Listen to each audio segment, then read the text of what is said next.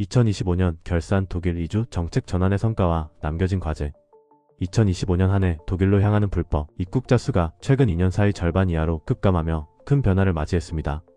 도브린트 연방내무장관은 이를 강경한 국경 통제와 입국 거부 등 이른바 이주 정책 전환의 직접적인 성과라고 차평했습니다. 실제로 올해 독일의 신규 망명 신청 건수는 전년 대비 약 50% 감소하며 수치상으로는 정부의 정책이 힘을 얻는 모양새입니다. 그러나 전문가들의 분석은 다릅니다. 빅토리아 리티 DJP 소장은 이러한 감소세가 이미 2년 전부터 시작된 유럽 전체의 흐름이라고 지적했으며, 특히 2024년 말 시리아 아사드 정권 붕괴 이후 주요 난민 유입원이었던 시리아발 행렬이 줄어든 것이 결정적 요인으로 분석되고 있습니다. 또한 이유가 튀니지, 리비아 등 경유국가 체결한 이주 협정과 발칸 루트의 통제, 강화도 독일 내 유입 감소에 큰 영향을 미쳤습니다. 한편 도브린트 장관은 2026년 시행될 유럽 공동난민 제도를 통해 보다 엄격하고 통일된 망명 절차를 구축할 계획입니다. 여기에는 제3국의 리턴 허브를 설치해 송환 효율성을 극대화하는 방안이 포함되어 있어 향후 거센 논쟁을 예고하고 있습니다. 결국 2025년의 이주 통계 감소는 정부의 정책과 국제 정세의 변화가 복합적으로 작용한 결과로 풀이됩니다. 정치 자금으로 본 독일 정당 지형 최대 1위 AfD는 불법 논란. 2025년 독일 정당 정치에 막대한 자금이 유입되면서 정치적 영향력과 민주주의 공정성에 대한 논쟁이 뜨겁게 달아오르고 있습니다. 올해 35,000 유로 이상의 대규모 후원금을 가장 많이 확보한 정당은 기독민주연합으로 약 620만 유로를 기록하며 1위를 차지했습니다. 독일 대한당은 510만 유로로 2위에 올랐으며, 원외 정당인 자유민주당이 3위를 기록해 의석수와 후원금이 반드시 비례하지 않음을 보여주었습니다. 특히 AfD는 오스트리아발 235만 유로의 단일 최대 기부금을 받았으나 연방의회로부터 차명 기부 의혹에 따른 위법 판정을 받아 법적 공방 중입니다. 기업들의 행보도 눈에 띄는데, 암호화폐 플랫폼 비트판다는 중도 정당들의 175만 유로를 분산 기부하며 미래 과제 추진에 대한 기대감을 나타냈습니다. 반면 기업가 빈프리트 슈테커는 AfD에 150만 유로 이상을 쾌척했으며, 사회민주당은 홍보 대행사로부터 거액의 영상 콘텐츠를 현물로 지원받았습니다. 정치학자 미하엘 코스 교수는 이러한 대규모 기부가 정치인에게 심리적 빚의식을 남기고 부유층의 영향력이 더 크다는 불신을 키운다고 지적하고 있습니다. 한편 소수민족 정당인 SSW가 덴마크 정부로부터 지원을 받는 등 독일 정당 재정은 기부금과 국고, 보조금이 얽힌 복잡한 구조를 띠고 있습니다. 보통 정당 수입의 약 5분의 1이 기부금에서 발생하지만 35,000 유로 이하의 소액 기부는 집계에 1년 이상 소요되어 전체 규모는 아직 안갯 속입니다. 독일 물류업계 비상 트럭 운전기사 12만 명 부족의 공급망 위기.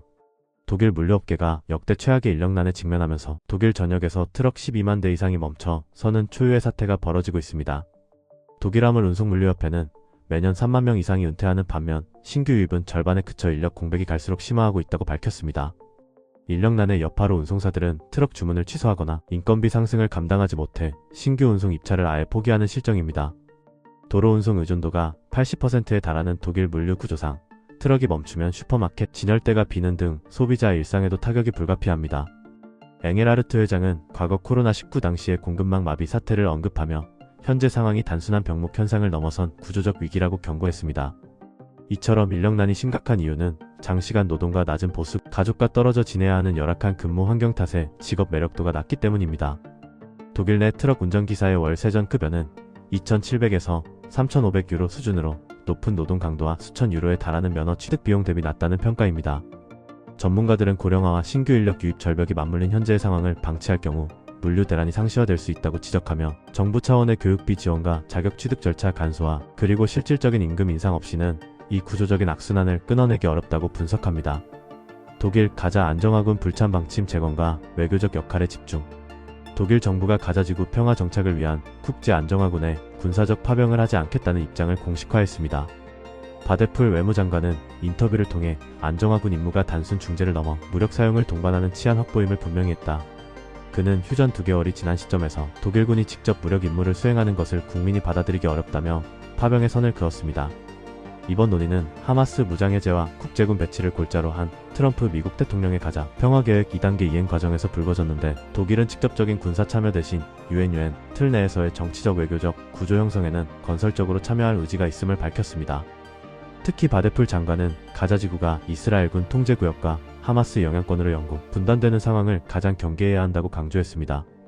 독일은 군사적 기여를 배제하는 대신 대규모 인도적 지원과 향후 이집트와 함께 준비 중인 국제 재건회의 등에서 중심 역할을 맡을 방침입니다.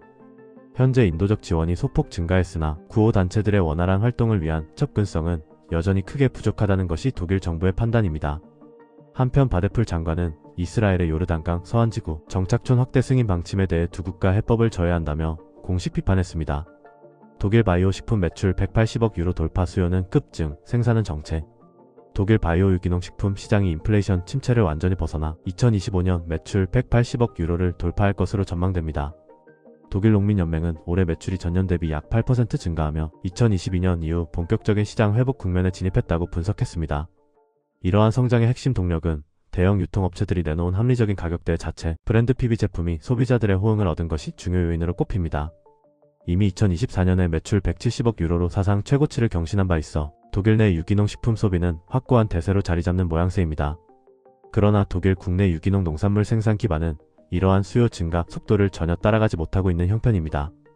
농민연맹은 2025년에도 일반 농가의 유기농 전환 의지가 매우 낮아 국내 생산이 제자리 걸음 수준에 머물렀다고 지적했습니다. 실제로 2024년 기준 유기농 경작지 비중은 전체 농지의 11.5%에 불과해 정부 목표인 2030년 30%와는 큰 격차를 보였습니다. 바이오 업계는 생산 기반이 확대되지 않을 경우 급증하는 시장 수요를 충족하기 위해 해외 수입 의존도가 높아질 것을 우려하고 있습니다.